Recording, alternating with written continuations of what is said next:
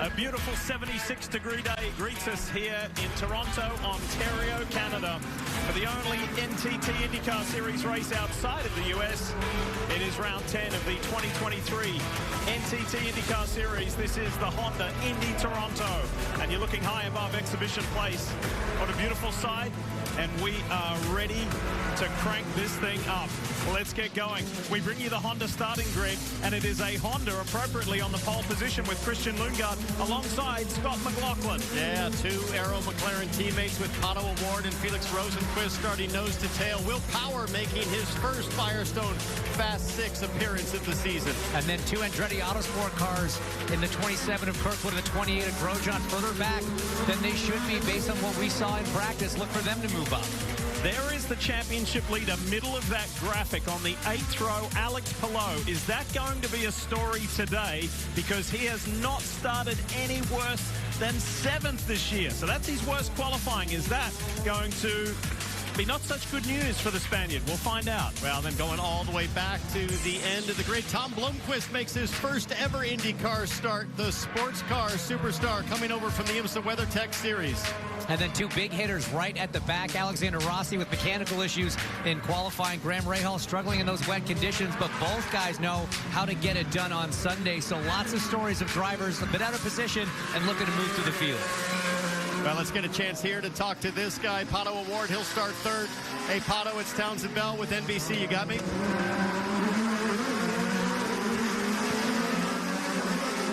Pato O'Ward, Townsend with NBC booth. You got us?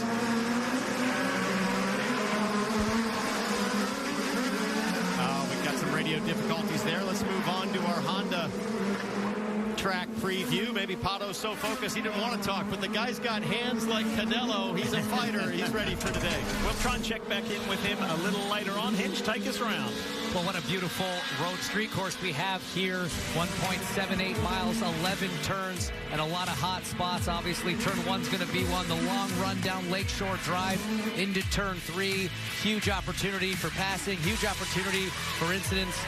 Unique corners like turn 6, and then that last section, Townsend, all repaved this year. Yeah, repaved, but bumpy as all get out. The manhole cover is still very much exposed as you see a slow-mo here. The 55 of Benjamin Peterson. Ryan Hunter-Reay just getting into a manhole cover heavy, and then over in turn 10, I mean, just full-on off-road course seemingly, even though there's new pavement. Exactly right. Look at the air, the front end of Christian Lundgaard, and that was the Honda track preview, giving you guys a glimpse of what these drivers are going to experience for the next 85 laps. All right, 27 cars packed up, ready to go, with a 21-year-old Dane leading the field. That bright green car, the Vivid Honda for Rahal, Letterman, Lanigan Racing. Not often that you see a team bookend the field on pole and at the back, but that's what Lundgaard and Graham Rahal have done. RLL has done it before. Team Penske's done it before.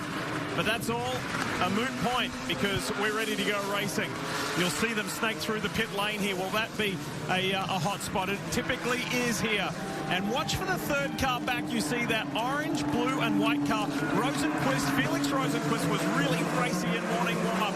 Ready to go in front of a big crowd in Toronto. The Honda Indy Toronto is underway. And Felix Rosenqvist was not going to expose himself to any competition and challenge. He took off from Scott McLaughlin. And look at Scott Dixon making big progress down the inside. He's up into, I believe, 4th place now. Great start. It was a huge jump, though, from the pole sitter, Christian Lundgaard. 5th for Dixon. Sorry, side by side behind, but a caution's already out. Damage at the back. Somebody came together. Oh, more than somebody. Look how many cars have come together. And Graham Rahal is saying, I don't want any part of this. He's going to try and go through the Prince's Gate and around. Clever move. Benjamin Peterson involved. Santino Ferrucci also. And look at Graham Rahal. Good job. Let's go through the gate. This is what 16 years of experience at Toronto can do for you.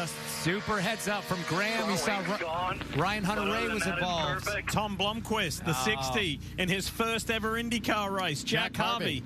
Ryan Hunter-Reay. Let's do it again together.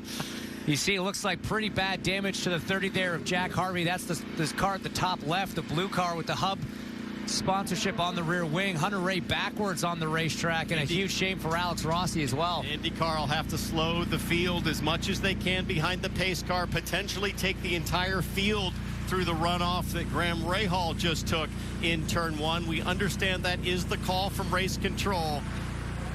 They'll take the overshoot here as the AMR safety team continues to clean things up. And as a driver, James, you know, this is where you beg, you scream, you plead to be the first one to get restarted. It's the easiest pass you could ever make from the back of the field. Yeah, there's a system and a protocol in place for the AMR safety team on how they move cars, how they start cars, and get everyone up and running. Most of those cars not damaged enough to be terminal. Unfortunately, as you see Jack Harvey climbing out, the number 30 RLL machine is terminally damaged. The hub Honda. And unfortunately, all these cars going a lap down now. Let's see if we can take a look. You see Hunter Ray is 3 wide, and the red and white car of Devlin DeFrancesco, I believe, got into the back of Ryan Hunter Ray, who was in the middle of Jack Harvey. It looked more to me like Jack Harvey got a little bit wide, pushed Ryan Hunter Ray into, it was Tom Blomqvist who was all the way on the outside of that 3-wide situation. Jack would have no idea there were 2 cars outside of him when he got into the side of the 20. Here's on board from Rossi. Yeah, so if we see the long shot again, you'll see the back of Hunter Ray's car got hit by DeFrancesco. You might see it here. On board with Graham Rahal.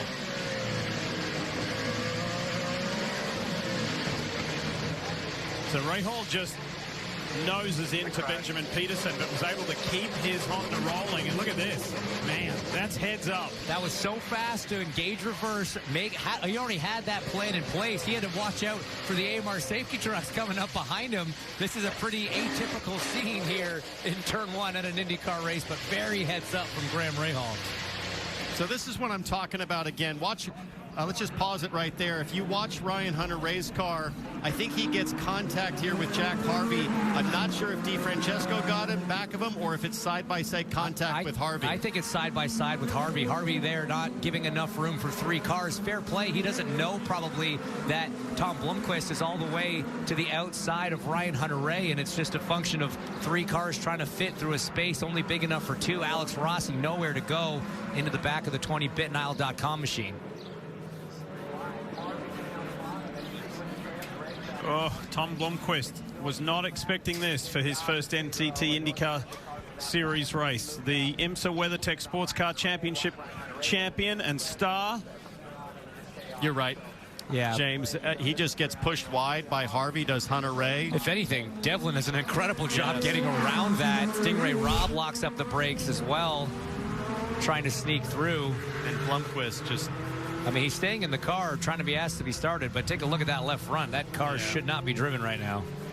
Tough introduction to IndyCar for the rookie. 7 cars involved in that lap 1, turn 1 incident. What a shame. AMR safety team will get it cleaned up. We'll go back racing here in Toronto. You're watching Peacock's coverage of IndyCar, brought to you by Honda, an official vehicle of the NTT IndyCar Series. And by Shell Renewable Race Fuel, powering progress 225 miles per hour. What a great shot of the skyline of downtown Toronto. Just under 3 million people. This city, every year we come back, it just continues to grow and thrive, and there's new buildings up. Always a terrific vibe in downtown Toronto. Very vibrant city. Unfortunately, we've got 3 retirements already from this race. Jack Harvey's Rahal Letterman Lanigan Honda hub machine you see there out. Benjamin Peterson out. Tom Blomqvist out. For more, here's Dylan Welsh. Well, we saw the onboard from Alexander Rossi of him trying to weave his way through that. Here was the radio of him trying to figure out just how much damage they sustained to the 7 car. Did you have any contact? Yeah, the front wing is probably broke. It was light, but there's no way it's okay. So he had Pato Award, actually, or he drove up next to Pato Award and had Pato try and get a glance at the damage if he could. Pato said a little damage to the left front end plate on the wing, but nothing major. And Alex said all the tires and suspension components feel good as well. Yeah, unfortunately, Alex Rossi a lap down now. Yeah. I was going to say, I mean, up and running, he went from 27th on the grid to 21st, but unfortunately, he is a lap down. And you see, it doesn't look too bad. Not at all. I think if he was in a lead lap situation, you'd stay out. if playing, although it does seem like the left front main plane is vibrating a lot. Now, we're at lap 5, James, and it's not going to surprise me at all if some of the cars at the back pit, get off the softer green tires, gamble a bit. If you go to lap 8, maybe on the caution, I think that makes sense. Either way, if you're at the back, top up, switch tires, and see what happens. Even if you're on the primaries, you might leave the tires on and just be able to extend that primary stint a little bit longer. So let's break down what this caution does for the different tire strategies. We've seen even on the front row, there's a mix, alternates versus primaries. Here's the strategy concepts. If you're starting on the alternates, you want to make it to lap maybe 20, try and get off that tire. We saw some pretty big degradation in warm-up, run primaries the rest of the race. Conversely, if you're starting on primaries, you want to go as long as you can in that first stint. Try to let those alternates start to degrade, start to fall off, and as those cars pit in, you get some clean air and maybe make up some track position. Hey, Kevin, it's been an eventful day for Rahal, Letterman, Lanigan. They lead the race. They've got one car out, and Graham Rahal with some really heads-up driving on that first lap. And he dodged one. He did take some damage, as you saw in the front wing. Had it somehow stayed green, I think he probably would have stayed out. There was a hole in the front wing, but they thought they could probably survive. But since they were at the back, they went ahead and stopped and changed to a different front wing and went ahead and changed tires. They may go back to those tires because they seemed okay later on the race, but he restarts in the lead lap and he's already picked up 7 spots. Just to have that presence of mind of grabbing reverse and knowing where you exactly are. You're in close proximity to the Prince's Gate and come back through there and keep yourself alive. Well done, Graham Rahal, in that United Rentals Honda. Now, speaking of a Honda, the 2023 Honda Civic Type R leads this field at the moment. I got the chance to take my wife Becky for a spin in this car a little earlier this week. Oh, I saw the picture on Twitter. Yeah, I got to tell you, it's an impressive little machine. You could see by the angle of her hair hanging sideways off her head. You can pull a pretty good G through the corners in that. She was not impressed, James. She was not impressed by the look on her face as we show you the GMR track facts here at Exhibition Place. And yes, the most successful driver in IndyCar history here is here. Michael Andretti and his team, Andretti Autosport. What kind of a day is it going to be for Michael's guys? Well, his highest placed driver, Kyle Kirkwood, sits 7th at the moment. Dylan Welch on pit lane. Yeah, so here is Alexander Rossi. There was some debate about whether they would bring him in or not. They obviously want to get a good look at the front nose and make sure there's not any damage that Alex didn't feel, so that's what they're doing right now. They took the alternate tires off. They'll put a sticker set of primary tires on, and indeed, you see they will change a front wing, so maybe a little bit more damage than initially thought. But just a tough break. Alex really felt like they had a car that was good enough to make some moves and advance, but they are a lap down, so job is going to be tough now. And also on pit road, sounds like Santino Ferrucci. There he is. He's in as well. So a couple of these cars at the back that were able to get through this, just going to maybe try some different strategy, although it looks like Ferrucci's a lap down too. It's a mix, it's a double-edged sword there for Rossi. He was running up with the front runners just a lap down. Now on this restart, he's going to be back in the mess again. You know, you're almost higher probability of another incident in front of you. You could almost argue that just going 10/10 and trying to get to the lead, even with a slightly damaged front wing, but the team opting for, I would say, the more conservative approach, which is make sure the car is okay, top them up, and see if they can make this to the end on just one more stop.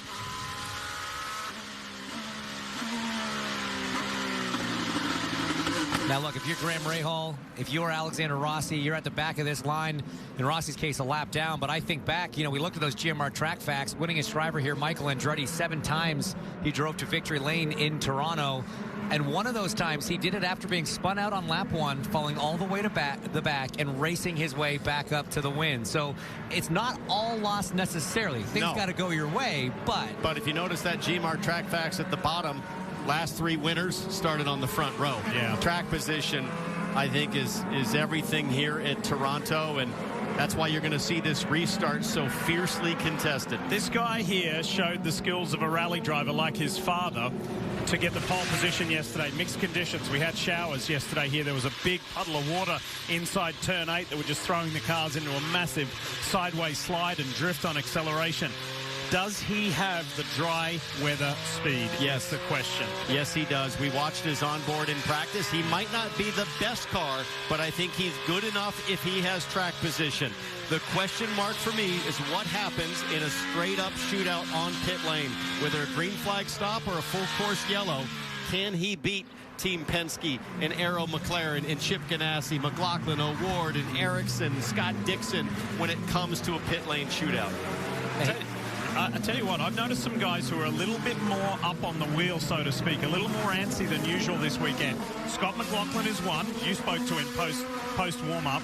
Felix Rosenqvist is another. So spirits are pretty high with some of these guys. O'Ward was certainly pretty excited yesterday after qualifying at his chances. Well, let's talk more about Felix Rosenqvist. And distinct strategies. If you started on the primaries, you're interested in saving fuel and going as long as you can. But if you're on the softer green sidewalls, you are going to pit early anyway. So let's listen to what Rosenqvist has been told. You can do whatever you want here. I would start just cleaning and slightly warming your tires, I guess. Yeah, I was just saying I'm kind of half warming them. I don't want to burn them. You know what you need to do. Just letting you know, we got zero concerns on fuel. In fact, you can burn some if you want to get rid of the weight. So I think this helps, though, starting on the alternates. There's a feeling that it will fall off massively after 10 or so laps of green flag racing. Yeah, for sure. This yellow, this extended yellow especially, really helping the alternates. This is Team went to work rebuilding the car essentially with a backup tub that he sits in here right now. But then Rosenqvist went out and qualified the thing 5th in wet conditions, treacherous conditions. He didn't lose confidence. He looked confident. He looked aggressive in the warm-up this morning. And the team telling Felix right now, burn fuel, use tires, go hard, let's go win this thing. And he could not be more grateful and thankful to his team. Not just the 6 team, but Arrow McLaren in general. It was all hands on deck to get Rosenqvist's car up and ready for qualifying. He rewarded them with a 3rd row, top 5 qualifying position. He's in the mix, and his teammate is just 3 cars ahead. Pato O'Ward. All right, lights are out on the Civic Type R. We're ready to go racing here. Honda Indy Toronto, and you've got Denmark's Christian Lundgaard for Rahal Letterman Lanigan out in front. Scott McLaughlin in that Gallagher Chevy, the bright blue car. Will he let him get away? Will he try and go with him? Let's see that green flag here in Toronto. Let's go back to racing. Just like on the start, Lundgaard with a terrific jump. They all fan out. About 3 or 4 car lengths between the top 5 cars as McLaughlin has a big wiggle coming out of turn 2. And I think Pato O'Ward might get a little bit of a run as they come down to turn 3. I want to welcome everybody watching the NASCAR coverage from New Hampshire here to the sunny streets of Toronto. Challenge here, the pink car. Kyle Kirkwood on the inside of Felix Rosenqvist. They go wheel to wheel, but he closes the door. Nice move, Kirkwood. He's up to 6th. We saw Felix doing that move in practice. Now Will Power trying to capitalize and make a move into 5. Not going to happen. Behind them, the Andretti Autosport teammates, Romain Grosjean, Colton Herta were side by side through 3. A lot of action on this first lap of the restart, but all Lundgaard out front. So you can see McLaughlin struggling to hold pace a bit with Lundgaard, but I don't think that's going to last for long. I know we've had a lot of yellow laps, but those green tires will start to dissipate grip very quickly, and I think McLaughlin will be on the charge in about 3 or 4 more laps. Bright blue and yellow car that you might have seen and said, what's that? I don't recognize that color scheme. That is the Journey Rewards car of championship leader Alex Palou. We ride on board with thanks to AutoNation. This is Kyle Kirkwood. Have a listen. Enjoy the ride.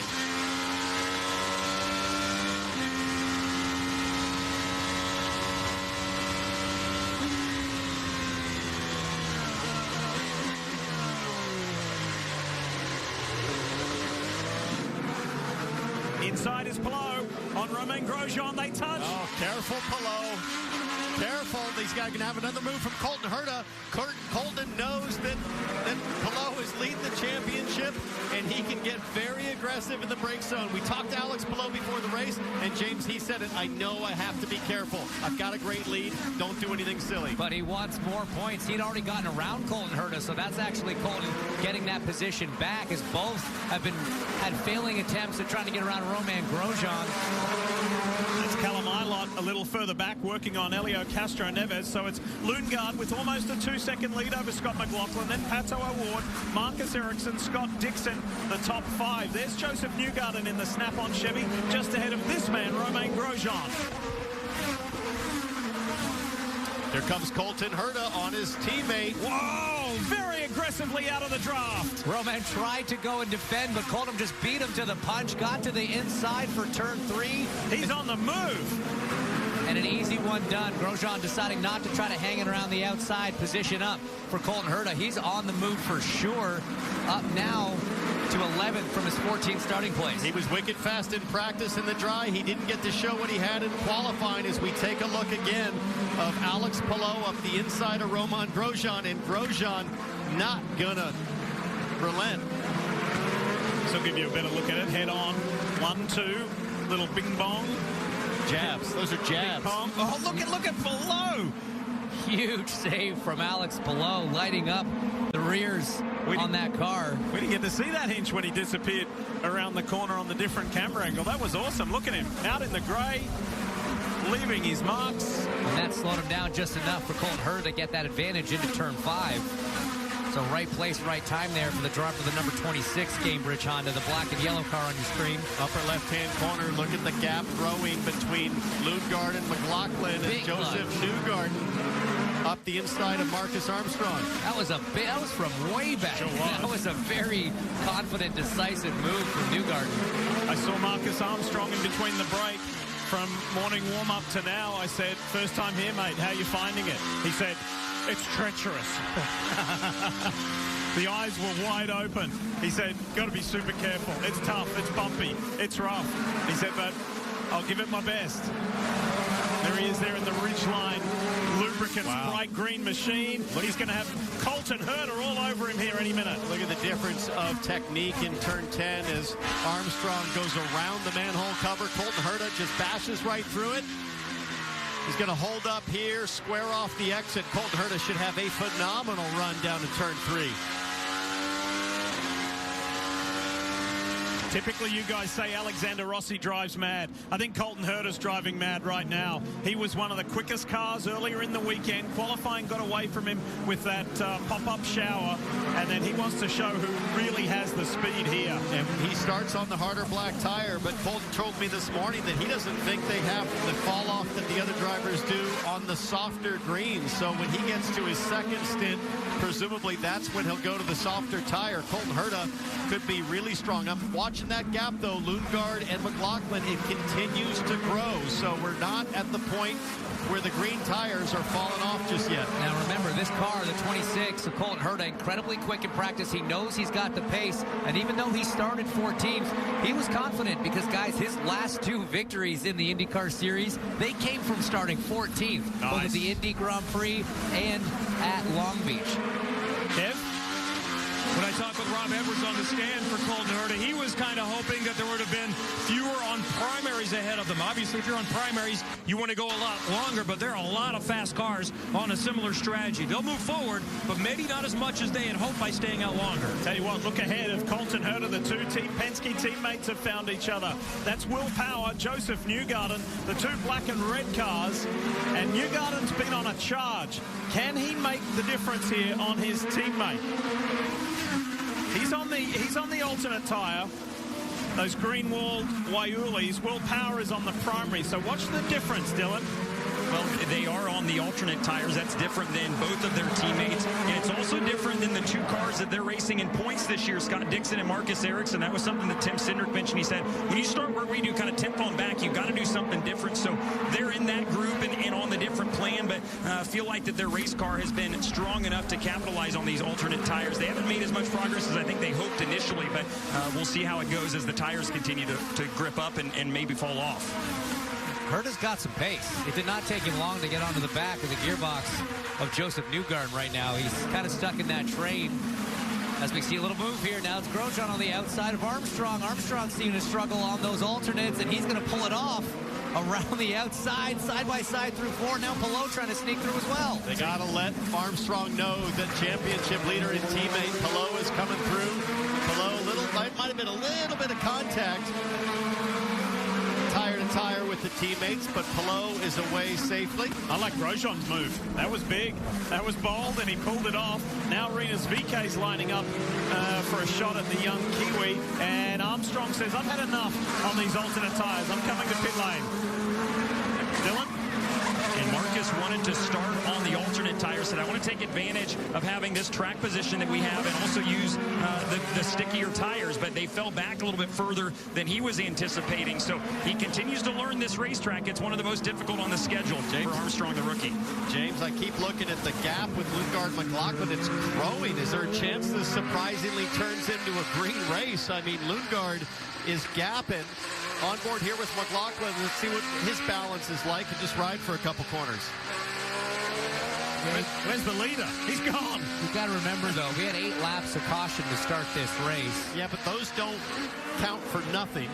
So you add that. That means 10 laps of green on Lundgaard's tires this lap. I think this is where a lot of teams and drivers expected that fall off to happen, that transition. So we'll watch now. It's a 4-second gap as Lundgaard crosses the line to start lap 18. It was 3.5 seconds just a lap and a half ago. So wouldn't it be fascinating if a curveball came as the 6 comes to pit lane? There's Felix Rosenqvist. This is a different car than what he started the weekend with. A great recovery after a crash. It was really just the front wing that damaged the top. They get him out, they qualify up front, and he is away. David Malukas in the Dale Coyne Racing with HMD Motorsport Honda. He's serviced and sent. He's on the primary tire now. So out goes the 18. Meanwhile, Colton Herta continues his march forward, 14th to 9th. And you might like to know, he's not the biggest mover in the field. Graham Rahal is up 11 positions. Alexander Rossi up 6th. There's Rahal in the United Rentals Honda, storming forward. He's onto the back of Rossi right now, but Rossi, remember, still a lap down on the field. He needs a well-timed yellow to get that position back, catch back up to the lead lap. But guys, who I'm looking at here is actually Pato O'Ward on the primaries behind McLaughlin. He's had more pace all weekend than the Penske, as we see Kyle Kirkwood in the Auto Nation Honda, Kev. And that yellow really helped things out. When I was being told those starting on the alternates really wanted to get to lap 17 or so, then there's no fuel save the rest of the way. It's Chevrolet fuel and primary Firestone for Kyle Kirkwood and back out. I think Kyle likes his chances today. He's feeling good with this 27 Auto Nation Honda. There he goes there in the background. You see Joseph Newgarden as well. See Rosenqvist, who just pitted, so they're on the same strategy. Rosenqvist on hot tires, and this is a time to get up in the seat and see if you can make a move on Kyle Kirkwood while he's on his outlap. I don't see the overtake being used on Felix Rosenqvist, which is a bit of a surprise because you definitely want to try to clear that car as quickly as possible. Likewise, it's, Kirkwood needs to keep him back, but we see the leader, Christian Lundgaard, is in the pits, Kevin. Job one done. Maintain the advantage through the first stint. In fact, the gap by about 4 seconds. Now, he did have the tire advantage, so the race might be decided during this stint. This will be a long run going to the primary Firestones, Shell Fuel, and the number 45, Rahal Letterman Lanigan Vivid Clear car is back out. Well, this Honda Indy Toronto was decided on the first stop last year. The battle between Colton Herta and Scott Dixon. Dixon coming out on top in that regard. I'll tell you what's not great for Christian Lundgaard is that track position that he's come out to. He's blended in behind a few cars. You see one of the JHR cars behind Elio Castroneves there. He needs clean air and fast laps right now. McLaughlin out front has nothing but clean air. And yeah, O'Ward, like we were saying, behind, still on those alternates and able to keep up with McLaughlin. So they don't seem to be falling off as aggressively for some of these cars, but other drivers keen to get in and get them off. McLaughlin in the Gallagher Insurance Chevy has a monstrous gap ahead of him of clear track. Dylan is there. Here is Pato O'Ward. And he does stay out a lap longer than Lundgaard on the alternates. He'll take those off, put the primary Firestones on. Will Anderson, the engineer, was asking him if he could stay out a couple more laps. They wanted to go a little bit longer, but Pato wanted to come in and get the alternates off, so he'll go to the primaries for his first stint on those. He ran a lot of laps right in the wheel tracks there of Scott McLaughlin. That's going to take some downforce off the car, make it a little bit harder to maintain those the pace on those alternates. We saw Christian Lundgaard still well ahead. He was about 5 seconds ahead of Pato O'Ward when Christian came into the pits. 1 lap longer for O'Ward. Let's see where it shakes out by the end of this outlap.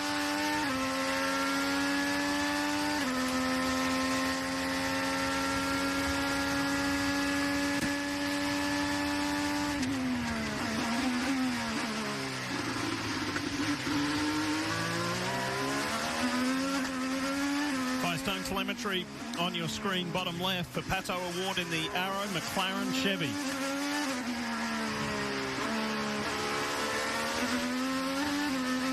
No, he's just out of the pits, obviously trying to get up to speed. He's come out behind his teammate Alex Rossi, who is a lap down still. And behind Graham Rahal. Now, Graham's going to need some yellow, I would guess. Whoa, but for cars, yeah, that was a huge hit where he cased the bottom of the car.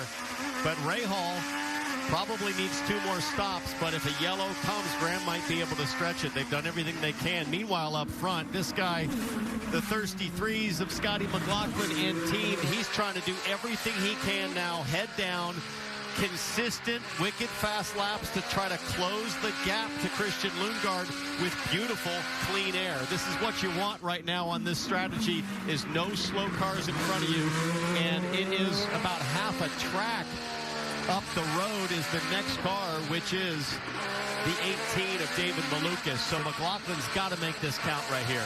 Well, this is exactly what Tom Blomqvist was hoping for. Many laps around exhibition place here today in his NTT IndyCar Series debut. He was out right here on lap 1 in a multi-car collision.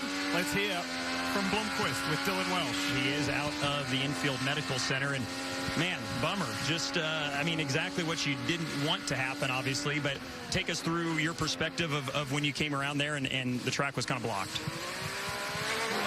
Yeah, I mean, you nailed it there. I mean, this is the last thing that I wanted to, happen today. My goal was just simply to just, I don't know who it was. Someone hit someone, and I was on the outside of that corner. I couldn't get across. I knew this is a risk looking at the race from last year. So I really didn't want to be there, but I had no choice at the time.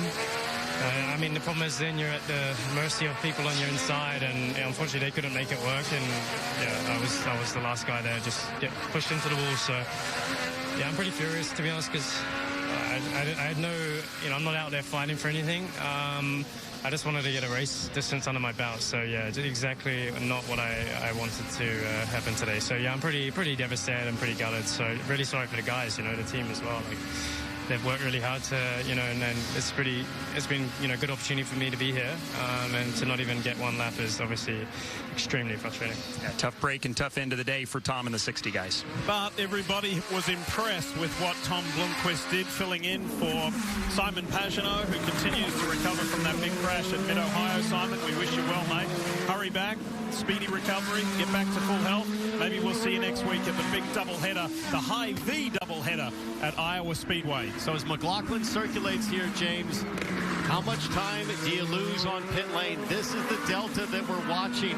What is his gap to Christian Lundgaard? Is it growing or shrinking? No, it's shrinking. It's shrinking. I've been looking at the lap times. It's just not working out for McLaughlin. Try as he might to extend this lead. Christian Lundgaard last lap a 101.9. It was a 102.1, almost a 102.2 for McLaughlin. So it's still a couple tenths a lap quicker for Lundgaard, but he has hit some traffic. That's going to slow him up. But you're right, what is it, about 22, 23 seconds lost on pit lane? Let's call it, as Lundgaard is stuck behind Castro Neves. So the gap right now, it's actually increased if McLaughlin were to stop on this lap. I think McLaughlin wants to stretch this probably further, knowing that Lundgaard's in traffic right now.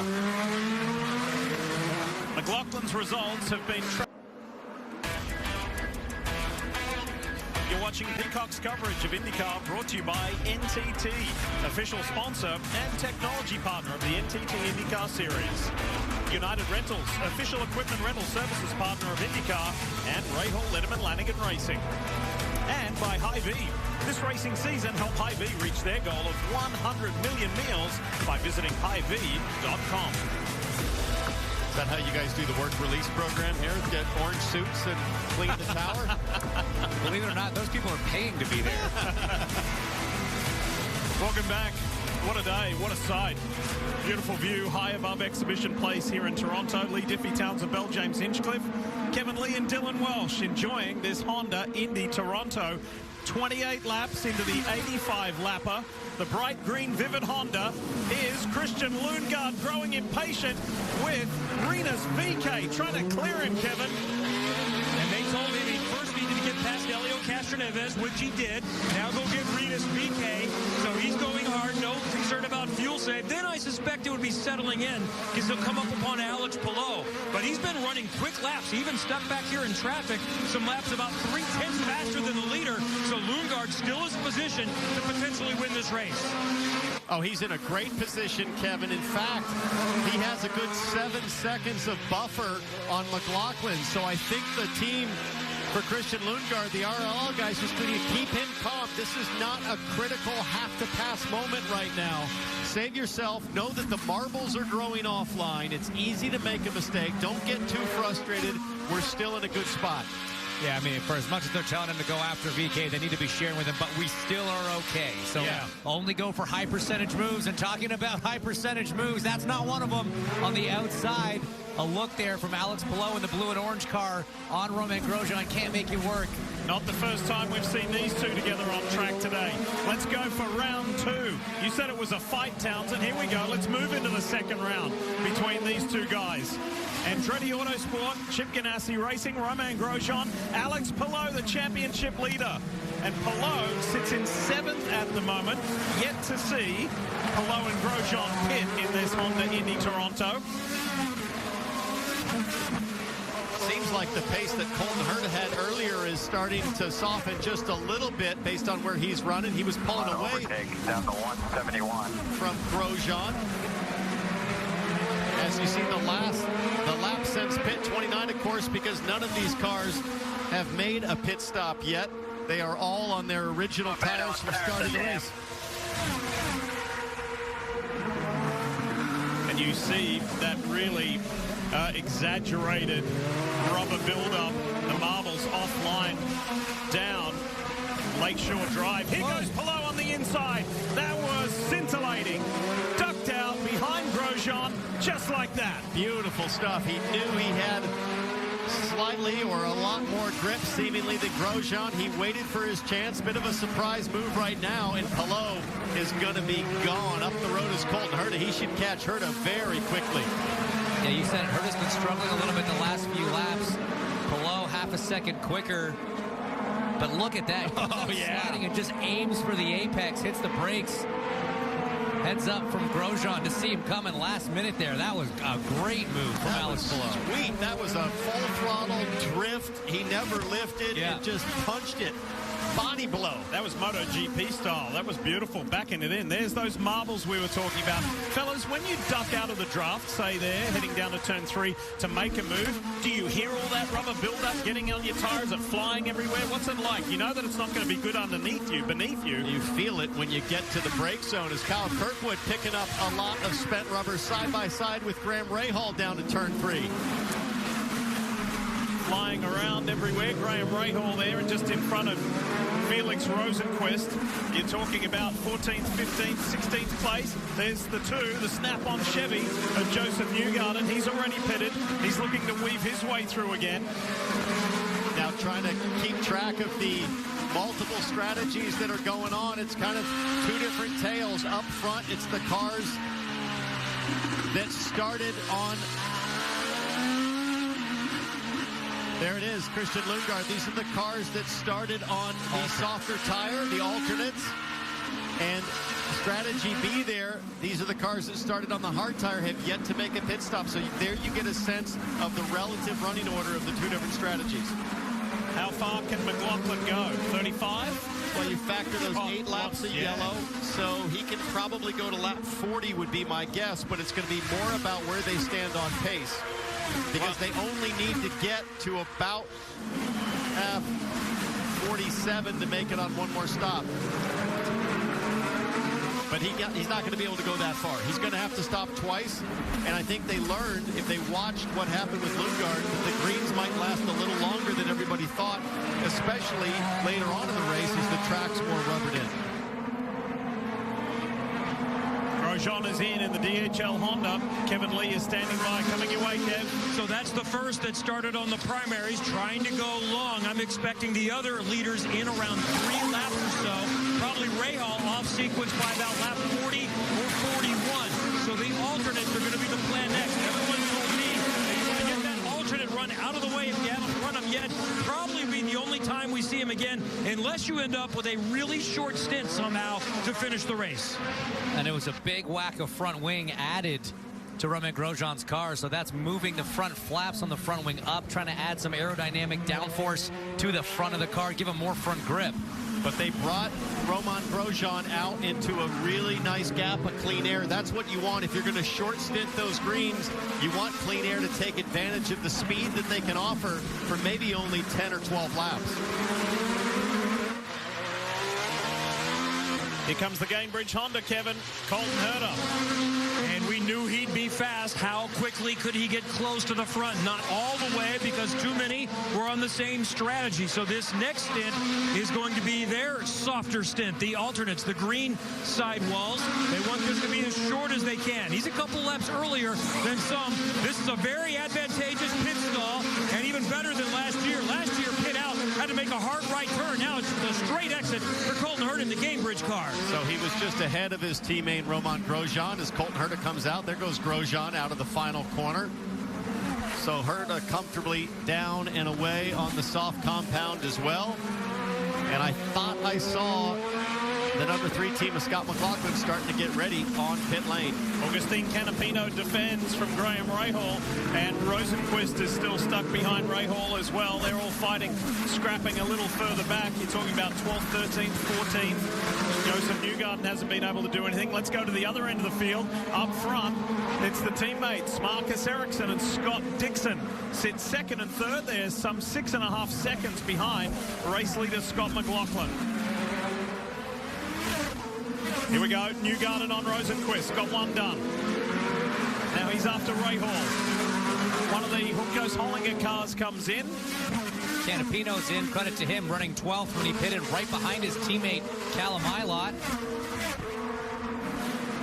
Strong drive so far from the Argentinian.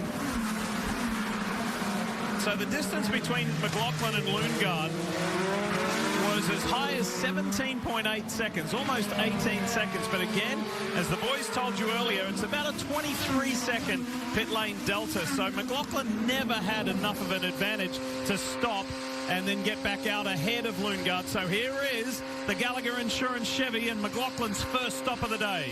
So he did a great job of creating a gap with Marcus Ericsson, left him, but not enough compared to Christian Lundgaard. I think he's probably going to come out about, what, 5 to 7, maybe 8 seconds behind Lundgaard with around 21 to 23 seconds lost on pit lane. McLaughlin back out. He is going to do the alternates, Firestone's shell fuel for this stop. Should see Pato Award somewhere around here as McLaughlin. There's Pato Award on hot tires. McLaughlin, cold tires into this first corner, but it's the softer compound. They come in pretty quickly. So that means McLaughlin, great pit stop. That was more like 21, 22 seconds to come out with that little gap on Pato Award. Lundgaard isn't that far ahead. He's up in turn 3. McLaughlin's already halfway down Shoreline Drive. There he is. Yeah, it ended up being about that 5 or 6 seconds that Kevin Lee talked about. Now, McLaughlin, Lundgaard, Award, everybody's going to be looking to get to around lap 50, 51 before they make their last stop, because it's risky to stay out past them in case the yellow comes out. Meanwhile, Marcus Ericsson coming for tires.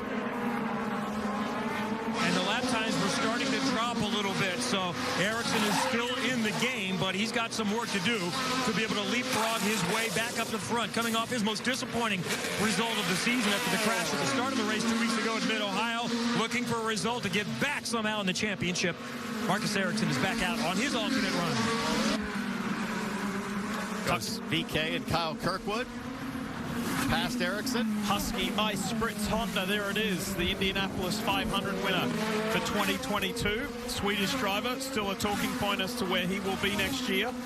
It's going to be one of the ongoing silly season storylines as Marcus gets up to speed ahead of Joseph Newgarden in the background. So we wait for the likes of Scott Dixon, Will Power, Alex Palou, the top 3 in this race, yet to make their first stop. Here he is, the 4-time winner here in Toronto. Dixon is in, so too is Power and Palou. 1, 2, 3, just like that. So these are the last 3 that have yet to pit at this point. They go the furthest. This gives them some more options. Nice job saving fuel, and then they can make their alternate run a little bit shorter. For example, I heard Colton Herta being told you need to get to about 53, about 18 laps or so on that stint. Let's see if anybody can make up any kind of room on this pit stop. Maybe Will Power. Power is going to get out first in this sequence. Oh, that'll infuriate Dixon. He got beaten on pit lane there by the Verizon Chevy. He comes out right near his teammate, Joseph Newgarden. That's going to be on. Talk about teammates. Pardon me, it wasn't the teammates. Rosenquist on Palou. Meanwhile, at the front of the race. Oh, Rosenquist out on those marbles. That's where it's going to get dicey. Rosenquist had to back way out of it as he almost got into the wall. Meanwhile, Penske teammates side by side. Will Power outside, Newgarden inside. Newgarden with the advantage. Watch Dixon, though. Watch Dixon on Power. He is not going to be happy about losing that spot on a pit stop cycle. He's going to take the fight to Will Power. We've seen this many times before. Keep in mind that awkward incident at Road America a couple of races ago during practice when Dixon was unsighted, didn't know Power was coming and took both of them out. Heavily damaged car. Unfortunate incident, and that had Power all fired up. Power's doing a great job right now on this outlap on the alternates to keep Dixon behind him. It's so tough when you're full of fuel, the car's low on right heights, the tire pressures are low, which lowers it even more, which just means that every bump that you hit's a little more aggressive and a little tougher to hang on to the car. As now Dixon's teammate, Alex Palou, who came in behind him, is right up on his gearbox. Rossi still a lap down in the pits. Primary tires on the 7. He'll rejoin and hope for that caution flag to come at some point soon so we can get that lap back. Just take another look at what happened to Felix Rosenquist at the exit of turn 2, because we've talked about the growth of the marbles here on board, side by side with Palou. Palou crosses him up.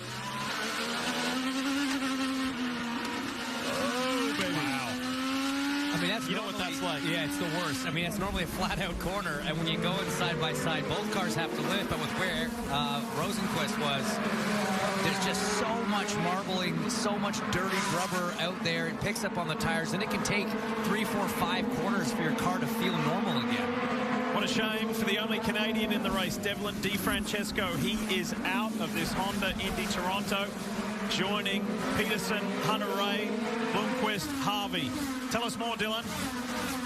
Devlin DiFrancesco, the only Canadian in the field, unfortunately done for the day. They had a brake issue. It sounds like similar issue to what Simon Pagenaud had at Mid-Ohio. Remember, those are relatively speaking teammates with the Meyer-Shank Racing Andretti Autosport Alliance. So the result, not near as catastrophic, but that's ultimately what put Dev out of the race. What a bummer. So, yeah, joins that long list of the others who were bounced out of this race on the very opening lap. Scott Dixon in the PNC Bank Honda hasn't been able to do anything about Will Power. Now he's got his teammate and championship leader, Alex Palou, all over him. But Scott Dixon's second in the championship. This is going to be a lot of fun to see how it plays out over the next 44 laps. Dixon, so successful here at Toronto, but Palou, I know, would like nothing more than to beat his teammate straight up on the racetrack and continue to drive that championship flag into the ground. Dixon saying, you're going for your 2nd title, I'm going for my 7th, and I want it. I want to be tied with the great AJ Foyt. It's a couple good battles. You got Penske v. Penske right in front of Ganassi v. Ganassi down the back straight here. Newgarden leading Power, and then Dixon leading Palou. But no team orders at this point, guys. This is every man for himself. Absolutely. And it's not going to be long, guys, before the question of who blinks first. Who's going to make their last stop first? Yep. Who's going to undercut? Who tries to overcut?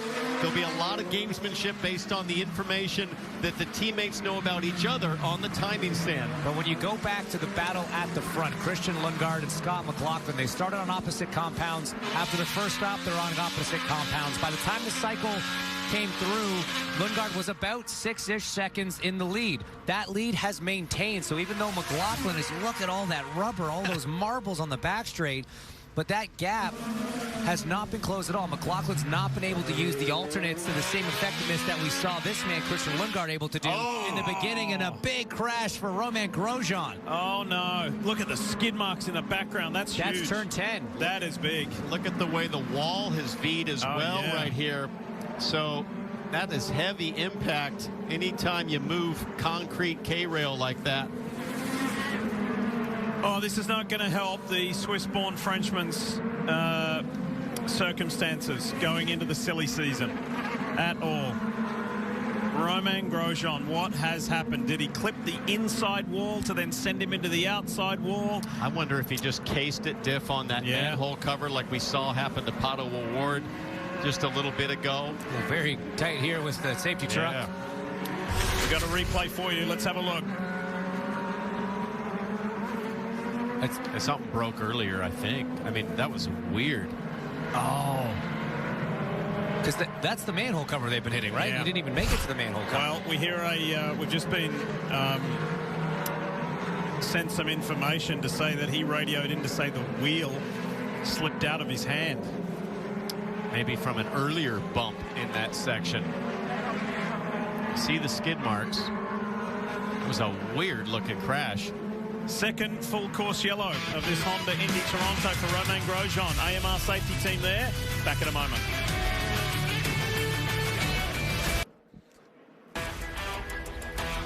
You're watching Peacock's coverage of IndyCar, brought to you by Hy-Vee. This racing season, help Hy-Vee reach their goal of 100 million meals by visiting Hy-Vee.com. And by Honda, an official vehicle of the NTT IndyCar Series.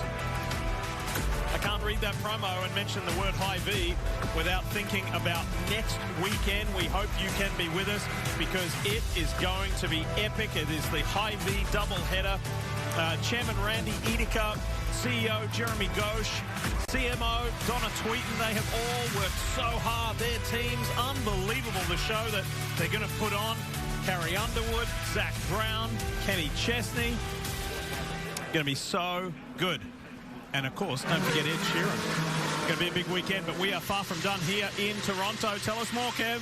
Well, the original thought was people were going to stay out, and then it's, all right, we see some people pitting, and you're hearing calls like, if they go in front of you, go ahead and pit. There's Kyle Kirkwood that we see coming around. There's Alex Palou in the Journey Rewards livery for the number 10. Colton Herta is going to come in all the way and pit out, so it is very mixed up. Kirkwood is the first to get away from that. Then it's Herta, and then Palou is just going to barely beat out Felix Rosenquist, and Herta will chase that group. I like this strategy here. I'm surprised that more people didn't come to pit lane because last year the exact same thing happened. Everybody pitted on lap 46 and made it to the end. However, there were 2 more yellows to complete the race. So these guys will all need yellow to help them make it to the end. And the leaders all want green at this point. And if a yellow happens on a restart, which is always possible at Toronto with the amount of marbles on the track, all the front-running cars are way out of luck. We are under this caution because of a crash suffered by the DHL Honda Romain Grosjean. Kevin Lee, it was not pretty. What did he say on the radio? You referenced it, Diff. He thinks something went awry, and he's not sure. Let's listen. Man, c'est pas vrai. I lost the steering wheel from my hands again. I don't know what's going on. Again. Lost the wheel from my hands again. I don't know what's going on. Remember when he had back-to-back runner-ups? Since then, nothing better than 13th, and most are in the 20s. It has been a rough stretch. All right. Green car at the front. Green flag about to be waved to get going again, and it is waved. Let's go. Christian Lundgaard at the front of this field. And Dip, I think Lundgaard's in a little bit of trouble. I think there's a lot of pickup on that harder primary tire. McLaughlin looks in good shape as they exit, and there is a yellow right away. Elio Castro Neves, final turn. And this is great news for the cars that pitted, not great news for the cars that stayed out. Kyle Kirkwood should be in really good shape depending on how many laps this yellow is. Oh, this is going to help. He might have stopped. He did. He did. Okay, that's huge. That is going to extend this yellow flag. Yeah, I really saw it. It really helps Kirkwood, Herta, Malukas, everybody that just pit, and this is not good for Lundgaard and McLaughlin. Such a promising day. The way it started for Christian Lundgaard in the 45 seems to slowly be unraveling. Now, it's not done yet. There's still a lot that can play out, but it's certainly got a lot more difficult now with this caution. There is one of the most senior members at Rahal Letterman Lanigan Racing, Ricardo Nolte, calling the shots, talking to this young man here. So now you have a decision to make. I think you don't come pit under yellow. You try to gap under green and cut your losses, don't you think? Because if you pit now, you're going to fall all the way to the back. Well, not to the back, but you're going to go down to about 7th or 8th. Tough decision here. I can see it 50-50 right now if I'm Ricardo Nolte. What do you do? It's a tough one for sure, guys. I mean, 11th place is Kyle Kirkwood. He was the highest running car that took the caution on that last one. You're in range to make it to the end. Let's take a look at the replay. He was sideways. Did he get some help? Well, we had there that Kirkwood and Pelot behind him. And Pelot brushed the wall. Pelot yes, he did. Lost a lot of positions as a result. It's Kyle Kirkwood. Flapping on. Oh. Ah. That was bizarre. Okay, that is a killer blow for Kirkwood because it could very likely lead to a penalty for Kirkwood when he's in a position to potentially inherit the lead here. This could be as Helio Castro Neves's day is done. What a shame for Meyer Shank Racing and the Sirius XM cars. It's a double DNF. But why is he done? I don't know. Wasn't that hard of a hit, was it, James? Who knows? With something, I mean, the gearbox is working because he accelerated. He got first gear. Is there any chance he broke a half shaft trying to spin it around by dumping the clutch on hot tires? Potentially. There's a couple issues. Kevin? And maybe a little bit of concern for the championship leader. I think a car to the left that might have potentially come into contact with Castro Neves with Alex Pelot. There was concern about wing damage. They told him when he went by, it doesn't look too bad. I think they're going to stay out, and they're telling him now simply to work on fuel mileage. Can you guys see anything? It was a good lick there on the right front. I think it's okay. It's great news. I mean, that's a good hit, but it was just square enough. Good replay. Everything's good. So that's Barry Wanzer, the regular voice you hear. So championship leader Alex Pelot, and you heard Alex say pretty much about all he says on the radio. Word efficiency comes to mind when you think of Alex Pelot. He doesn't waste too many words on the radio. He just gets the job done. But this has now given us a fascinating second half of this Honda Indy Toronto, with a mixed bag of strategy based on this most recent caution and who just pitted.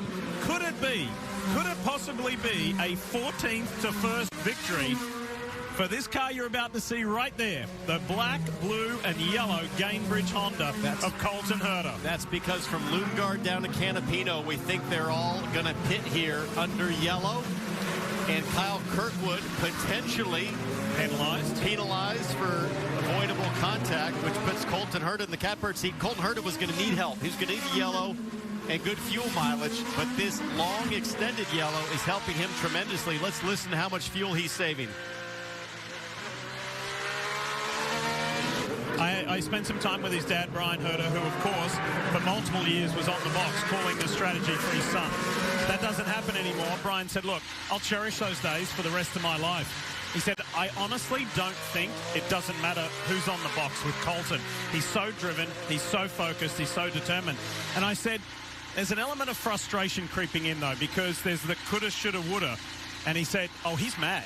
He is mad because he knows what could have happened. There is Dad, and there's little brother. Little brother has a future, he hopes, as a strategist. I talked to him this morning. He said, yeah, I want to do what my dad does. I said, find sponsorship? He said, no. Just call strategy. I said, well, that's not a full-time job, kid. He said, well, I don't really like dealing with people that much. More of a numbers guy, it sounds like. But no, he's sitting in a great position right now. He said at the top of the show, his last 2 wins from 14th. You hear him there, clutch and coast. That's saving fuel. But I'll be honest, Townsend, he's not going overkill on it, as we've been watching his onboards. I don't think he needs to. And with where he is, exactly right. We're going to stay out. We're going to stay out. Oh, you bet you are. Yeah, That's the voice of Rob Edwards.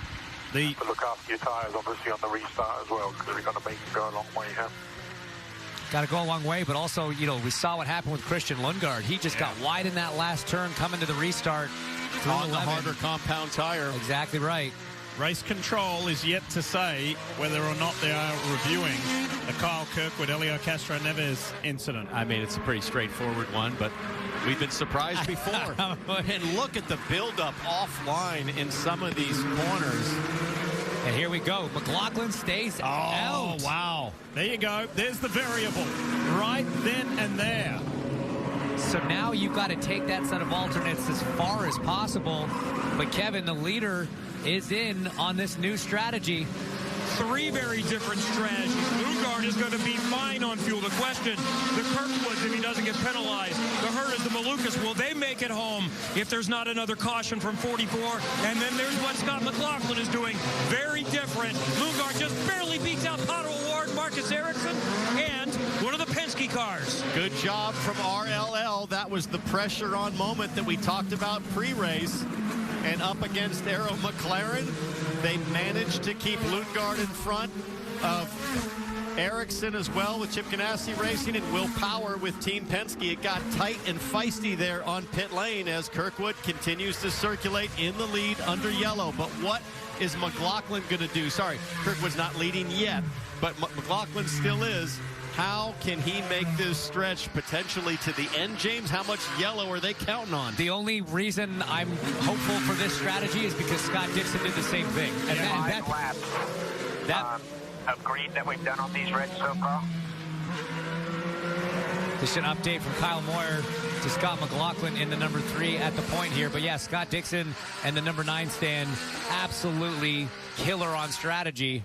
There's Kyle Moyer. By the way, you heard Kyle say to Scott McLaughlin, the reds. He does really mean greens, those green-walled Waiuli tires. They're the alternates. Pull away. We're going to go hard. Not like qualifying laps, but we want you to stress the tires. We're probably going to have about a... Oh, come on, Kyle. About 5 or 6. I mean, in 5 or 6 laps. I don't understand this. I mean, look where Lundgaard is. He's 7th. So how do you get in a better situation by staying out? Kevin, what do you know? Help us. So Kyle Moyer just also said that we didn't hear. We're going to go as hard as we can for a while until we start losing pace. When the tires start to go, that's when we're going to go. Dylan. Pato O'Ward also came in. They changed off of, or they put a set of sticker primaries on. Joseph Newgarden was in as well, but he had a mistake on his stop. He overshot the pit box. So that cost him some valuable track position. He just came on the radio and said, sorry, guys, my fault. And the one that nobody's talking about is Scott Dixon, who pitted on lap 37. And he is on the... It's on the alternates. It's going to take a miracle for these guys. McLaughlin, Dixon, VK. I mean, they're gambling big time here. Lots of yellow. Can Dixon go to the end, though? He'll without stay stopping? Up. Yeah. Will that be McLaughlin doing 50 laps and Dixon doing 48? I know you've got caution there. They are short laps, so we'll see.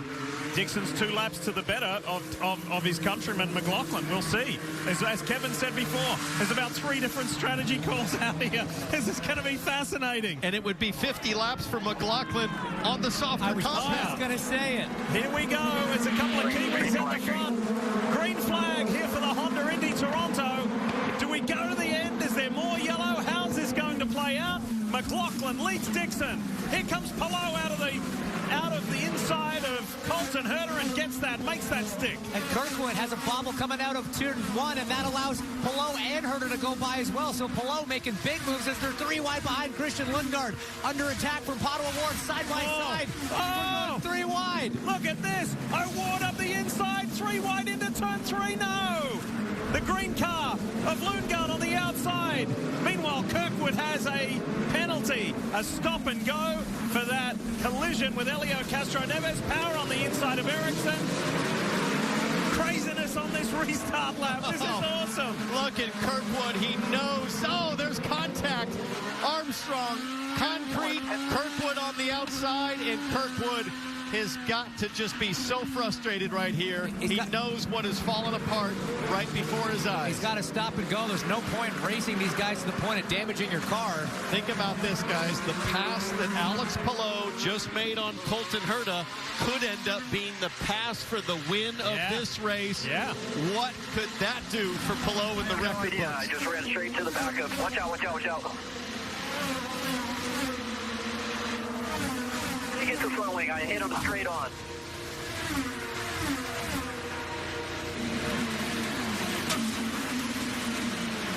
Kirkwood trying to give his guys instructions on the front wing. Meanwhile, the action on track, there's Will Power and Marcus Ericsson still going at it, and Lundgaard aggressively trying to work his way around Colton Herta. Here's the move. There we go. We've seen it before. We saw Palou pull that move off of Roman Grosjean into turn 5. Not a traditional passing opportunity here in Toronto, but drivers making it work out there. Marcus Ericsson, one of those who stopped during that most recent caution. He's in the mix along with O'Ward and Power. They're all on the same lap. Lundgaard's the best placed as far as the most recent stopper. So if we don't get any more yellow, the top 3, let's say they have to pit. You're looking at 4th place. Alex Palou is essentially the leader on that strategy. Christian Lundgaard behind him. So it's kind of Palou versus Lundgaard on that strategy. A guy going for 4 in a row and a guy going for his first ever. And you remember Palou was involved, entangled in that moment with Helio Castro Neves and brushed the wall. Here goes Marcus Ericsson. He's lining something up Lakeshore Drive. Look at him. Pops out on Will Power. Power will have the inside to turn 3. Power knows he's there. Makes it difficult. Close up front between McLaughlin and Dixon. VK 2.5 seconds further back. Here we go. This is Palou with a damaged back of a race car for Alexander Rossi, who still sits a lap down. So if Rossi can hold off Palou, it's going to allow Lundgaard to re-enter the fray. Meanwhile, the gamblers, McLaughlin and Dixon, they have 20 laps on this softer tire and 30 to go if they hope to make it. All they can do, James, is drive as fast as possible and try to open up the gap as much as they can if there's a green flag stop to make. Yeah, a couple Kiwis named Scott throwing Hail Marys here, but they're going to need a ton of yellow and just a ton of help. You said it on the alternate as well. It's going to be so difficult to make it work. Salt in the wounds of Kyle Kirkwood. He's had to come back to pit lane. The team serviced the car or touched the car under that penalty I was stop. going to say that. As soon as they plugged in, I was going to say, I didn't think you could touch the car during a penalty when they're talking about potentially changing that wing. But talk about changing front wing. Sorry, Palou's front wing looks loose. You're right, it does. From that contact, you can see the driver's right-hand side. Tell us more, Kevin Lee, about Palou. So when he qualified 15th yesterday, there was a bit of a sigh of relief from the paddock. Well, at least he's not going to win 4 in a row and 5 of 6, but he might be in position at this point. He was just told we need 3.85 fuel mileage. Oftentimes that's code, but if that's regular fuel mileage, that's doable. I think 38 is doable. He needs to go 39, and there's some caution. Palou might be able to get home. That wing may not hang in there, though. Well, you can see that the nose cone is split, which is unusual because that's not the seam, I guess, where it mounts, but it's almost like the nose cone has cracked up front, which holds the main plane, that part. It looks like a bit of an optical illusion. It's tough to see exactly where the damage starts. No doubt that there is damage. Yeah, it does look a bit cracked. I wonder if it can hold on. You got Lundgaard behind him. He's 5 laps to the good on fuel compared to Palou. So where Palou does have to make that 3.8 number work, Lundgaard has a ton more fuel on that 45 and can just unleash it in pursuit of the championship leader. There he is, right in front, on board with Christian Lundgaard, the Vivid on board. And he can vividly see Palou right in front of him. And just watching Lundgaard here and knowing when he pitted, as you see the Firestone telemetry, 155 miles an hour into turn 1, down to second gear. But guys, I just can't understand McLaughlin. These guys were running first and second, Lundgaard and McLaughlin. McLaughlin could have pitted, and Lundgaard's already 5th. He's easily on the podium at this point. I just don't understand the gamble. You know, you're hearing a little bit of a lift from Christian Lundgaard, so it's still a little bit of fuel that he's saving, but I think of how much Alex Palou must be saving if he's 5 laps worse off. But don't forget a lot of those under caution. 5 laps of caution. That's still a solid 2 laps of green flag. If Alex Palou can go all the way here and get 4 in a row, it'll be the first time anybody's done it since Sebastian Bourdais. Hello, Seabass. Back in 2006. What an effort that would be, but we've got a long way to go. Still 29 laps remaining. Make that 28 now here in Toronto. Tell us more, Kev. Here's what I think Scott McLaughlin and Kyle Boyer and the number 3 Penske teams are playing is. I don't think there's any way they win the race unless there's a lot of caution. So it's simply, let's get the best result we can. That's why they talk about, let's just run as hard as we can, try to gap as much as we can, and then we're going to pit when we start losing lap time as the Reds fall off. That's not going to be a winning strategy, but let's get the best finish we can. Yeah, but Kevin, if they pit, you know, as the gaps is right now, they'd go all the way back behind Graham Rahal for 17th or 16th versus pitting like Lundgaard did and be running in the top 5 with a solid podium on offer. Oh, I'm not saying they shouldn't have pitted earlier, but where they're at now, this is the best option available, is either hope for a caution or try to gap a little bit and just slide in and get what's available. Yeah, at this point, you don't want a caution. You want this to stay green and build the gap. A caution comes, then you're definitely going all the way to the back. Well, I mean, we talked about what the time loss on pit lane was, about 25 seconds, 23 seconds. That would bring them all the way down to essentially last on the lead lap, except for Kyle Kirkwood. Let's give some love to Rinus VeeKay there in the BitNile.com Chevy. Here he is. He's on the same pit stop sequence as Scott Dixon. He runs 3rd, but look at the gang behind him lining up for a shot at the Dutchman. He's watching his mirrors really closely because he knows the challenges are coming thick and fast. Alexander Rossi wants by, Palou wants by, Lundgaard wants by. And James, the damaged wing of Alex Palou surely is even more compromised in dirty air. I have to think that all of a sudden with Palou catching the back end here of VeeKay and Rossi, that Lundgaard's going to have a great shot. This is another time for the team to remind Christian Lundgaard, it's all there for you. Take your time, be patient. Give him the facts. He still has 25 laps to run here. Take care of those tires. Save the fuel you need as you see Rinus VeeKay dive into the pits. But we know that a broken front wing can be fast here. Paul Tracy won the race with half of his front wing completely missing way back when. So it's definitely doable. And you see Christian on the radio of the team right now. Hopefully they are giving him the information they need. Dylan.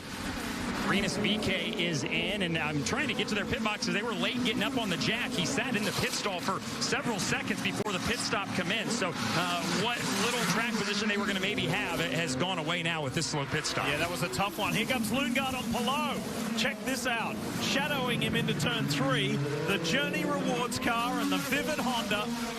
They're fighting it out in the top 5 here at Exhibition Place, Toronto. Colton Herta runs 5th. Hey, guys, this isn't that much different than Mid-Ohio, where the entire field gave Benjamin Peterson a hard time for being a lap down and holding up the leaders. Now Alexander Rossi a full lap down, about to go 2 laps down, and holding up Palou and Lundgaard. Well, he's not about to go 2 laps down because he's ahead of third place. Right. He's only 2 cars away from getting his lap back. In theory, if he can catch Dixon and McLaughlin, who have to pit, he will be on the lead lap. Exactly. He doesn't have to catch them. They're going to pit soon, and then if a yellow does come out, Rossi's back to the tail end of the lead lap. So he's doing what he needs to do. That makes sense, but it's definitely not helping the cause of Alex Palou, as that bright green 45 is all in his mirrors, trying to distract him and force him into a mistake. That wing, that right front main plane diff, yeah, it looks like it's sagging even more. There we go. Look at that. Lundgaard thought about it, shadowed, faded, and is just trying to be a disruption to the championship leader. And damage to that wing is obviously going to affect the downforce on the front of the car. So sure, it's going to affect the handling. That's obvious. You're going to have more understeer, the front not working, but it's also going to affect braking. You don't have as much downforce pushing the front tires down. You're not going to be as effective on the brakes. So Palou very exposed right now with Scott McLaughlin from the lead. Goes into the pit lane on the top of your screen there. Well, there's one of the answers about a guy called Scott from New Zealand. We'll answer the other one in a minute. Servicing the Gallagher Chevy. Now McLaughlin McLaughlin can race to the end. Yeah, he's going to fall all the way back, though, to probably 16th or something here. Just don't get why they didn't pit with Lundgaard. He was sitting right with him. I am with you. Okay, everything we got here. Everything we got for the final 24 laps. Palou and Lundgaard, championship leader, pole position winner, early race leader. They're wheel to wheel, and the Danish driver gets by the Spaniard. Palou tried everything he could to break late, but like you said, that wing is compromised, and Palou was getting pretty squirrely. Meanwhile, Colton Herta, I think, is going to close pretty quickly on Alex Palou. Let's get back on that number. So he was given permission to burn a little extra fuel, burn some push to pass to get around Palou, but now he's in clean air. You hear the call from the pit stand. Let's get back to that number. We've still got to make it to the end here on fuel. But so Herta, we know, has less fuel to burn than Lundgaard, but behind Herta, Pato O'Ward in a similar fuel situation. Scott Dixon now on pit lane has to be wondering, why didn't we stop under caution? Where does he come out relative to McLaughlin? It won't really matter in terms of a great result. There comes McLaughlin out of the final corner. Dixon going to slot into 14th. So was able to leapfrog McLaughlin. Here we go. We get back to it. Herta, O'Ward, Power. You're talking about 3rd, 4th, and 5th here on track. Let's go for a ride aboard the Verizon Chevy. Whoa, gotcha. Good timing to go to that camera as he dives down the inside of turn 5 again. Great heads-up move from Pato O'Ward. You saw him swerve at the last second when he was a little surprised, but he very definitely avoided any contact. Is now Marcus Ericsson trying to get around the Earl McLaren car. Will Power is coming off just his 3rd podium of the year. Made his first Firestone Fast 6. That's right. The king of qualifying in the history of IndyCar made his first Fast 6 yesterday. And here he is. He's trying to be on consecutive podiums as he surges towards the front. Now trying to bridge that gap to Colton Herta. And Christian Lundgaard finds himself back in the lead of this race. He's led 32 laps so far today as the 21-year-old Dane. Oh, thought Ericsson was going to send it. He showed a little bit that red-white cars. We go back to Lundgaard. Brilliant draft, good pass, goes to the outside. And watch Alex Palou trying to hang on here. I thought he was going to lock up, maybe get into the side of the driver, the 45, but Lundgaard, just awesome.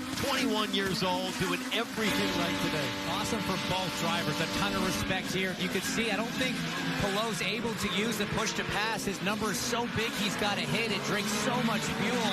So Lundgaard able to use it to get alongside. And then again, both drivers being masterful in their car placement. A lot of respect, just enough room given.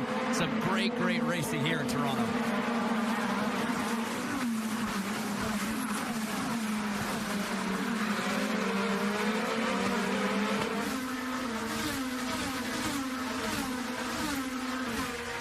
Look at that rubber build-up offline. As our old Formula One colleague David Hobbs would say, that flag. Let's talk more about the race leader, Kev. So when he got around Alex Palou, there might be a thought of, hey, race is done. He's 5 laps better on fuel than both Palou and Herta, but maybe not. I think he's in good shape, and I think you should keep an eye on Will Power, who pitted on the same lap as Christian Lundgaard. The car is good. He's moving forward. I think he's got a good chance to get past Herta and Palou, who are going to have to save much more fuel to get to the finish. Plus, we wonder if Palou's car is wounded a little bit, so it might be a straight-up fight with Power and Lundgaard, who is trying to win in his 17th consecutive season. And you said, oh, yeah, that is a streak that definitely matters to me. And we talked about Alexander Rossi, who, you were right, James, is back on the lead lap because of Dixon and McLaughlin coming to pit lane. And so to further complicate Lundgaard's life, he's going to have to get around this guy who's going to fight really hard, Will Rossi, to stay on the lead lap. The good news for Christian Lundgaard is Rossi's one of the top 5 quickest cars on track right now. A 102.7 last lap to Lundgaard's 102.6. So he's not catching him particularly quickly, and that's kind of what he wants. He's still pulling away from Alex Palou and Colton Herta behind. But Rossi will have to pit if this stays green. You get 200 seconds of push to pass in this race. Power has 5 seconds more than race leader Lundgaard. Will that be a factor at the end? Just The hometown star is here. Have you had a good weekend, mate? It's been a great weekend. I know you got to see your mom and friends. And got to see mom, got to see sister, niece, brother, sister-in-law. It's been great. In-laws. It's always nice coming home, but then getting to the track, just seeing the fans, it's still so great. See how passionate they are. It gives us a buzz for you, mate, to hear all of the people just around town in general yelling out your name and acknowledging you. Really good. I know as a kid you could have only dreamed of what you did here, so fantastic acknowledgement. Meanwhile, back to it, 17 to go. Graham Rahal still scrapping in that United Rentals Honda. Remember, he started last, dead last, and was at the tail end of the lap 1 accident in turn 1, hit reverse, went back up the track, turned it around, went through the Prince's Gate, kept himself alive. His teammate is leading. Unfortunately, his other teammate, Jack Harvey, is out of the race, but Graham is up to 12th, and he's trying to get by David Malukas and fending off Scott Dixon. That is not a bad result, even if the race was to end now. Yeah, David Malukas doing a great job here, managing pace. Malukas also on the same strategy as Rahal, pitted on lap 49. And Kevin, I know there's been a lot of talk about where David Malukas might end up, and Graham Rahal might be looking at the back end of his new teammate as Malukas, I think, gets into the wall there at the exit of turn 2. Well, Rahal Letterman Lanigan is one of just about every team other than Penske that has an opening, and Malukas is one of those that is a free agent at the end of the season. We both talked with Dale Coyne, and he said, you know, I won't 100% rule out him returning to us, but David did make it known that, yeah, I'm probably going to be moving on. So, no David Malukas there, no Devlin DiFrancesco at Andretti Autosport, Andretti Steinbrenner Autosport going forward. So, as these guys power on, why don't we go through the field and we kick it off with Dylan Welsh. Dylan? Pato Award rides in the 5th spot. He pitted on the same lap as the leader, Christian Lundgaard, but Will Anderson on the pit stand had this to say about their fuel situation. Ericsson now 7/10 back. Let's focus on that fuel. They are focusing on the fuel. Pato is in save mode, and I believe that was Will Power he was upset with, who, as Kevin mentioned, is on the move. Kev? Marcus Ericsson in 6th. For Marcus, he got a chance to go back home with a weekend off. Spent about 5 days in Sweden. The trip was too short, but it was nice. And he also bought a house. He's a Hoosier now. He jokes, and this certainly shows that he is committed to IndyCar, and he'll start the move-in process. He's only moving about 10 minutes or so, a little bit this week, Dylan. Joseph Newgarden is behind Ericsson. He rides in the 7th spot. He also pitted on lap 49. The instructions from his stand to Tim Cindric was save fuel here so we can use some overtake at the end of this race. So they're not expecting to drive up here and win this race, but can maybe pick up a couple more spots at the end if they play their cards right. Behind him, another nice day for Marcus Armstrong, the young rookie for Chip Ganassi Racing, who continues to see some of these racetracks, all of these racetracks, for the first time. He said this one is maybe the toughest one I've had to encounter yet. It started off not so great. He was struggling just to understand how to get around this racetrack. He's done a nice job and runs inside the top 10, on pace to match his career best effort of 8th so far this year, Kev. Seems like Felix Rosenquist has had more bad luck than anyone else the last 2 weekends. So far, he's looking for a clean weekend, and it's mostly been that, at least since they've gotten to qualifying after a crash in practice. This is a backup chassis, qualified it up front. He's lost a few positions. Still a chance for a decent result today in 9th, Dylan. Fantastic day going for the rookie Agustin Canapino, the Argentinian driving for Juncos Hollinger Racing. Had his career best qualifying effort yesterday of 18th in his first time ever driving an open wheel car in the rain, and he has just done a masterful job, as he has every weekend this year, to just learn as it comes to him. He's learning these racetracks, learning how to drive open wheel cars. He's in position for a top 10. That would be his best career effort. This is where Scott Dixon last year won his first race in his 18th consecutive season, a record, and tied Mario Andretti since he's added 53. We thought he might have a chance at number 54, but they took a different call on strategy, and a chance to maybe have a podium top 5 has gone away, and he's going to finish outside at least the top 8 or 9. David Malukas is on pit lane. Why? He was having such a great day. Remember, I talked about maybe clipping the wall at the exit in turn 1. Let's take a look at this. Oh, no. Oh, you see the tire change direction there. It's not a huge hit. We've seen people get away with something similar, but then look. I think the toe link just broke right there, and Graham Rahal comes in like a shovel. Ooh. Surprised, I'm sure. And who snuck by the drama as usual? Scotty D. Yeah, that wasn't Malukas' fault there. He was just hanging on. He was a passenger. Rahal took great evasive action. And that's where the day's going to end, unfortunately, for David Malukas. Meanwhile, back to it. Joseph Newgarden in the snap-on Chevy is scrapping with fellow Chevrolet driver in the Arrow McLaren. This is Pato O'Ward talking about 6th and 7th. Team Penske coming alive at just the right time. Newgarden and Power have both looked very racy in this final stint. Marcus Armstrong, the boys mentioned him in the Ridgeline Lubricants car. There's his teammate Alex below. That wing continues to droop. But this bright green car here, Armstrong has done great. Awesome at such a tough track. Just past Pato O'Ward. So now O'Ward just in front of Rosenquist. So Armstrong charging forward. As Dylan said, 8th is his career best. Twice he's done that so far this season. So he's on track for the best results of the season for this rookie. And leader of the Rookie of the Year standings, and not doing the ovals. We've told you that story many a time, but it's worth noting again and again to show you just how well Armstrong has adapted to IndyCar competition. So we saw that wing as we ride on board the Verizon car here of Will Power. Colton Herta up ahead, but look at the wing for Alex Palou. That thing looks like it's about to snap off. And Kevin, what do you hear about fuel for Palou and Herta? Can they stretch it 11 more laps under green? I think they can. I'm hearing save, but I'm not hearing any panic from either end. So I think they're going to make it, but that's why I mentioned I think Will Power still got a chance to get around them, because I don't believe those that pitted on 49 need to do a whole lot of saving. Those on 44 probably saving pretty hard. Look, guys, we've talked a lot about the run that Alex Palou had been on coming into this weekend, then the trouble in qualifying. But the comeback so far, I know there's still 11 laps to go, and he is nursing a damaged race car. But even then, Herta doesn't seem to be able to catch him. And with Christian Lundgaard look at that being the leader, and with Scott Dixon having that strategy blunder on the 9 car, putting him all the way back, it would be 128 points would be the lead, an 18-point gain for Alex Palou if they finish as they are. But more importantly, Newgarden jumps up to P2 as we head to a doubleheader in Iowa where he is almost unbeatable. Where he should have won both last year. If Alex Palou has to pit to replace this wing, he'll be well under a 100-point lead in the championship. So absolutely critical, nail-biting final 10 laps here. You know what we need here? The front wing definitely has some damage that's just appeared. I mean, if I'm Barry Wanzer, I'm telling him stay off curbs. Be a little conservative. If you have to give up a spot or two to Herta and Power, it's worth it for the sake of not having to come in and change. That would be catastrophic for their finish. It's surprising how well that car is still cornering, especially through turn 6, the fast, long radius right-hander there.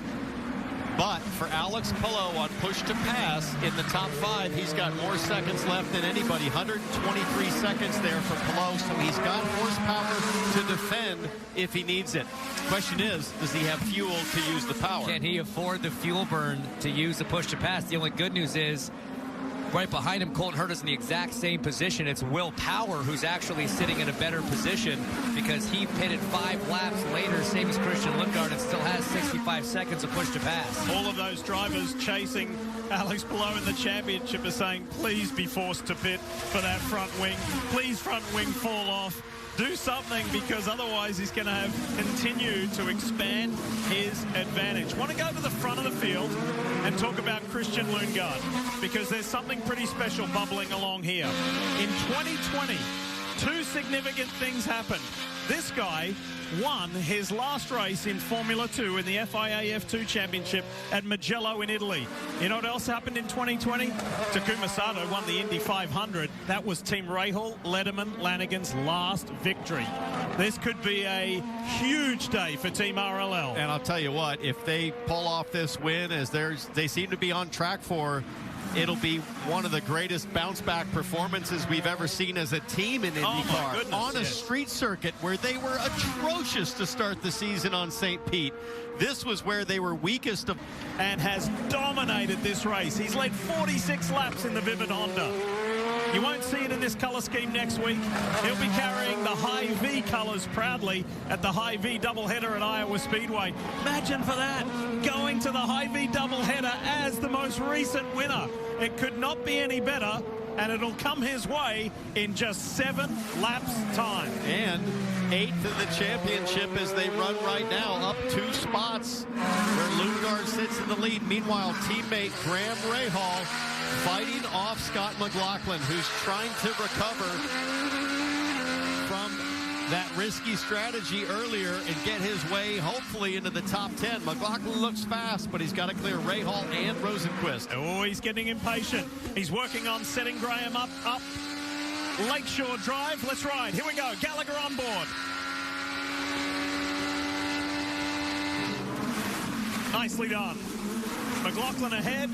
Moves up 1 position better. Sits in 11th. He'll be trying to finish in the top 10. That wasn't what was on his mind starting on the front row earlier today. What I see from McLaughlin is a heavily determined driver, because he knows that Christian Lundgaard, with an 8-second lead, he was right there with Lundgaard earlier in the race. They went split decision on pit strategy, and it's worked out gloriously for Lundgaard, not so well for McLaughlin,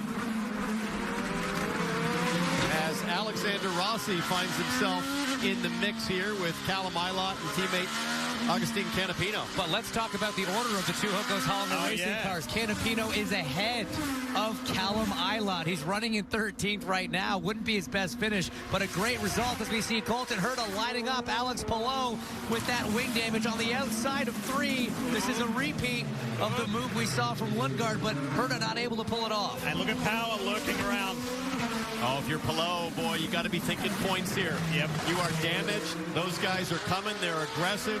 They don't care about the championship as much as podiums and race wins right now. And the more you fight and defend, the more cars you allow to catch up to you. So once that window opens, you might actually lose more places. You got to be a little heads up in these situations. Not saying that Alex Palou doesn't know what he's doing. Amen. By any stretch. You know that Power's going to take a shot if he gets a shot. You saw Palou cleverly avoiding the manhole cover, running way wide in turn 10. Meanwhile, Colton Herta driving like he has all day long to smash him right through it. But that's the difference between a wounded car you're trying to protect and one that you're trying to squeeze every 100th of a second out of lap time wise. Here comes Will Power with a decent run on Colton Herta, but I don't think good enough to make something happen. I guarantee you both those guys on the button right now. Colton looking again. He's not even as close as he was last time. Palou does a good job. He's not outbreaking himself, not giving anyone an opportunity, but now Power is going to look for that turn 5 move again.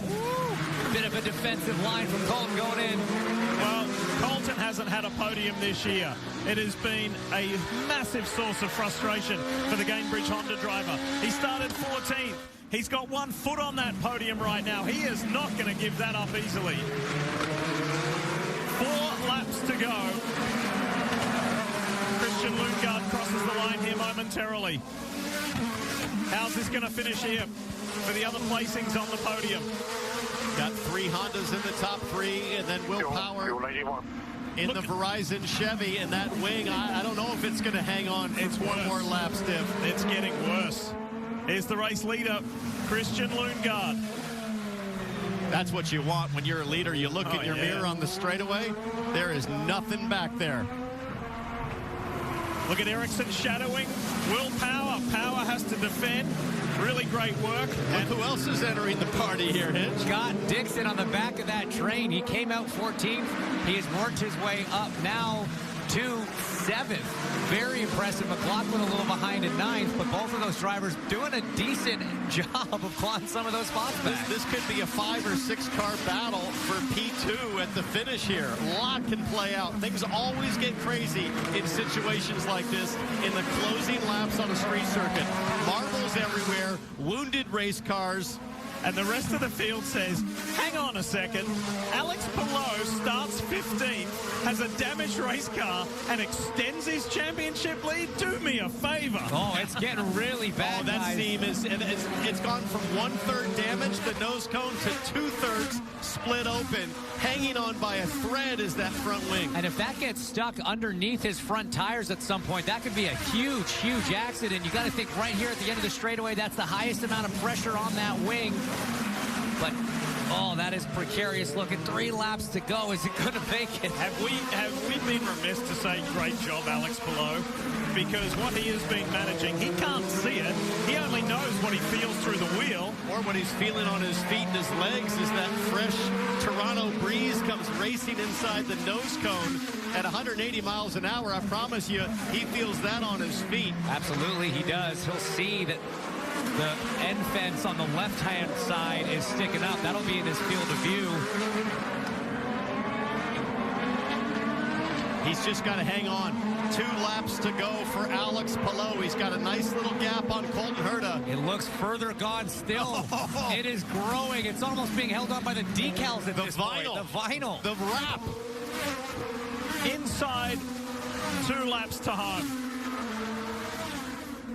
One more time. He looks fast on the straightaway, like it's drag optimized on the straight. It might not corner well, but he is flying, probably using that push to pass he's been saving. That's what Barry Wanzer just said. You've got it. You can use it.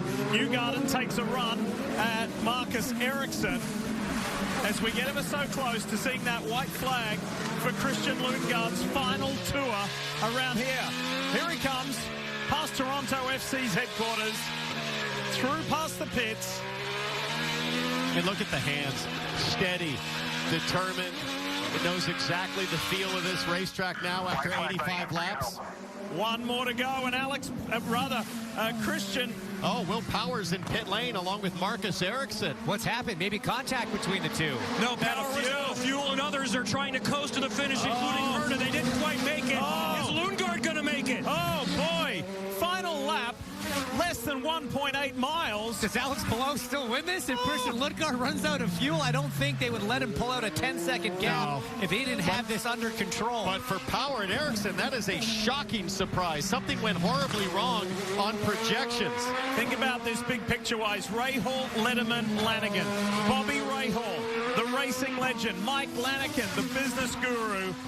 And David Letterman, one of the most famous entertainers in all of television over the years. It's an eclectic trio that own this team, but boy, have they shown that they've got some resolve and determination at the hands of a 21-year-old driving the Vivid Honda. Christian Lundgaard here in Toronto is an IndyCar race winner and brings this trio back.